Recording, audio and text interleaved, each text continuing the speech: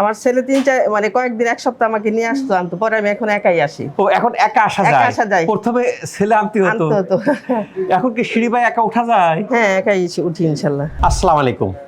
আমাদের অনেকের নি জয়েন্ট বা হাঁটু ভাঁজ করা যায় না। হাঁটু যদি ভাঁজ না করা যায় অনেক জটিলতা হয়। তাহলে কি করা যায়? আমরা সিঁড়ি বাই যখন ওঠানামা করি তখন কষ্ট হয়, বা রেলিং ধরে ধরে ধরে ধরে আস্তে আস্তে উঠতে হয়।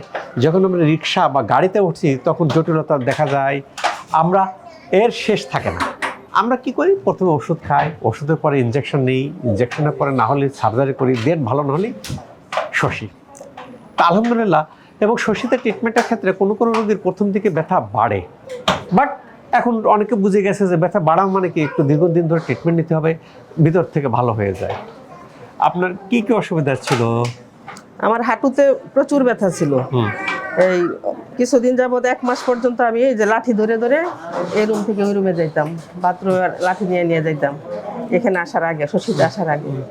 পরে আমি ব্যথায় অস্থির হয়ে পরে আমার ছেলেকে বলছি যে, বাবা তুমি দেখো, আমি তো আর ওই অর্থোপেডিক ডাক্তারের কাছে গেলে ওনারা বলে সার্জারির কথা, এখন কি করা যায়? পরে আমার ছেলে আপনাদের এই ফেসবুক থেকে নাম্বার নিয়ে পরে ফোন করলো, পরে আমাকে বলে যে, মা ওখানে তোমাকে ভর্তি করাই, তুমি দেখো ওখানে ট্রাই করো। পরে আমি ভর্তি করাই দিয়ে গেল আর কি। কয়দিন ট্রিটমেন্ট হলো? আমার ছেলে প্রথম 29 দিন। 29 দিন। হ্যাঁ, প্রথম দিকে তো ব্যথা কি বাড়ছিল। হ্যাঁ, আমার চলে গেলেন না কেন? আমার ছেলে মানে কয়েকদিন এক সপ্তাহ আমাকে নিয়ে আসতো, আনতো, পরে আমি এখন একাই আসি। ও এখন একা আসা যায়? প্রথমে ছেলে আনতে হতো। এখন কি সিঁড়ি বাই একা উঠা যায়? হ্যাঁ, একাই উঠি ইনশাল্লাহ। উঠে যায়? হ্যাঁ। প্রথম দিকে ব্যথা বেড়ে গেছিল। তো বেড়ে গেলে বাদ দিলেন না কেন? না, বাদ দেই নাই, ধৈর্য ধরে রয়েছি যে দেখা যাক আল্লাহ আর কি সামনে আরো ভালো। এখন কি রিক্সা গাড়িতে ওঠা যায়? একাই আসি, একাই রিক্সা আসি, একাই যাই, একা একা। হ্যাঁ। প্রিয় দর্শক, কথা কি বোঝা যাচ্ছে? আগে ইনজেকশন ছিলেন কয়টা? 6টা। ইনজেকশনের একটা নির্দিষ্ট লিমিট থাকে। যদি স্টেরয়েড ইনজেকশন হয় বেশি নেওয়া যায় না, 3টার বেশি দেওয়া যায় না। পেনকিলার হলে একটা লিমিটেড দেওয়া হয়, এর বেশি দিলে মারাত্মক ক্ষতি হয়। কাজেই ডাক্তার সাহেবও আর বেশি ইনজেকশন দিতে চান না। কি হতো, উনি প্রথমে সিঁড়িতে যেতেন, রেলিং ধরে ধরে উঠতেন। প্রথম দিকে ওনার সাপোর্ট নিয়ে হাঁটতে হতো। এখন সাপোর্ট লাগে না, এখন একাকি হাঁটতেছেন, একাকি সিঁড়ি বাই উঠতেছেন, নামতেছেন। এবং রিক্সায় আগে চলাফেরা করতে যায়, উঠতে কষ্ট হতো, অন্য সাপোর্ট লাগতো, এখন সাপোর্ট লাগে না, এখন তো একাই আসা যায়। এখানে বিবেচ্য বিষয় যে প্রথম থেকে ব্যথা বেড়ে গেছিল।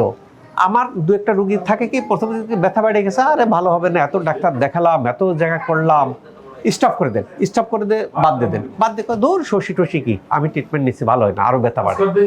বাট কথাগুলো সঠিক না। যেটা দেখতে পাওয়া যায় যে আপনার যদি দেখা যায় যে কোর্সগুলো কমপ্লিট করলে দেখা যায় যে আল্লাহর রহমতে এরকম টাইম লাগে। আজকে 29 দিন ট্রিটমেন্ট নেওয়ার পরে আল্লাহর রহমতে এখন হাঁটু ভাঁজ করতে পারতেছেন, সিঁড়ি বাই উঠতে পারতেছেন, একাকি মুভমেন্ট করতে পারতেছেন, রিক্সায় উঠে আসতে পারতেছেন। এই যেহেতু জটিলতাগুলো, যারা হাঁটুতে ভাঁজ করতে পারেন না, হাঁটু ভাঁজ করতে পারতেছেন, এগুলো সম্ভব। কারো 29 দিন, কারো আরও বেশি টাইম লাগতে পারে, কারো কম টাইম লাগতে পারে। আল্লাহ চাইতে এগুলো ভালো হয়ে যায়।